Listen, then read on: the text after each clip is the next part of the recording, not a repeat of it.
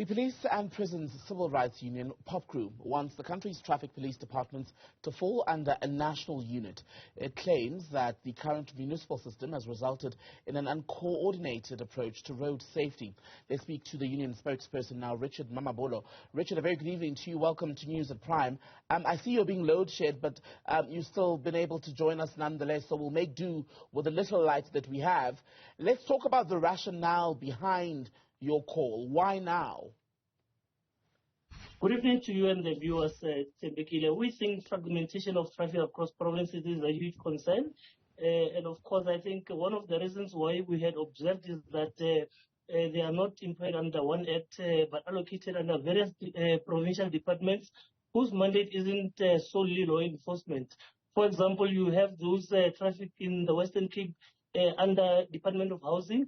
In other provinces, they are under Public Works, and Gauteng is under Safety and Security. So we think that it's extremely disorganized in terms of their operational structure, which prevents them from taking strategic and coordinated approach to policing our roads. You would remember that even during the festive season, you would have traffic officials working together with other law enforcement agencies, such as police.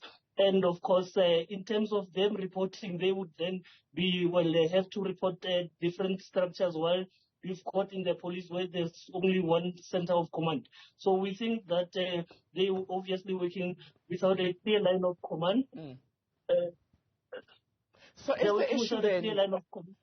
is the issue, Richard, that the structure itself doesn't work, that we have the metro-based system or the municipality-based system, or is it that these entities have basically been mismanaged?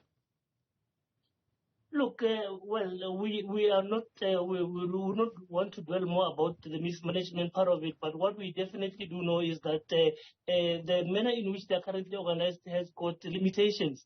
And again, I think we should just remind each other that in terms of Section 205 of the Constitution, it categorizes them under the law enforcement agencies.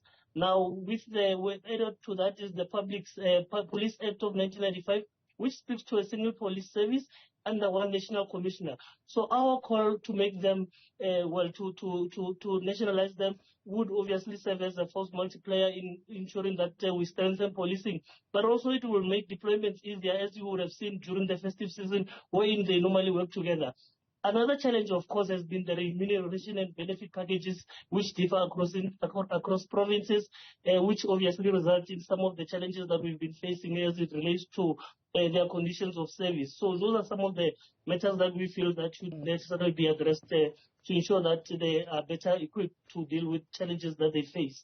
So what about the creation of a single national entity or office that would basically be responsible for these traffic officials, would guarantee that not only that it's just organized, but also more effective and is able to serve better, less disorganized? That is precisely what we are saying, that in fact, if they were to be organized under one single service, they would better be organized, and we can also ensure that the command systems are quite clear, and of course they operate from one directive. That would also ensure that we also look into the manner in which they are training, the responsibilities that they would be allocated across different provinces. But what about the creation of a single national office, if we can call it that, would guarantee that it would run better and be less disorganized? What would have to be put in place? At the moment, they are not running as effectively as we would like them to do, because obviously, since they are allocated within different departments, some of which are not in the competence of law enforcement, that then means that there isn't much attention paid to deal with to strengthen them across different provinces, and also ensuring that they work in a coordinated manner. So that is primarily the challenge why we say that they should definitely be nationalized. Would it benefit, Richard, mainly your members as people who are employed by the various traffic departments and want better working conditions, more people to be added to the system, for example, so that shifts, etc., can be altered, or would it benefit us, the South Africans, who rely on Metro Cops? Look, it benefits all of us. I think the current shift patterns are not conducive. Of course, we've got a limited number of traffic officials on our roads. That has not been conducive to them. But as well, in actually ensuring that it is nationalized, then you have a clear plan around how to coordinate them.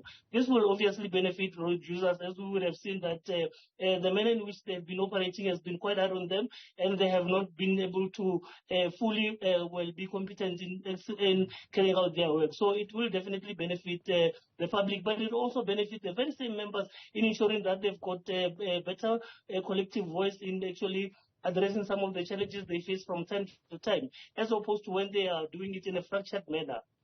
And how would that be done practically? For example, what about a single entity would resolve the issue of staff shortages, for example, would resolve the management of who comes to work, when, and in which numbers? What would the reality be?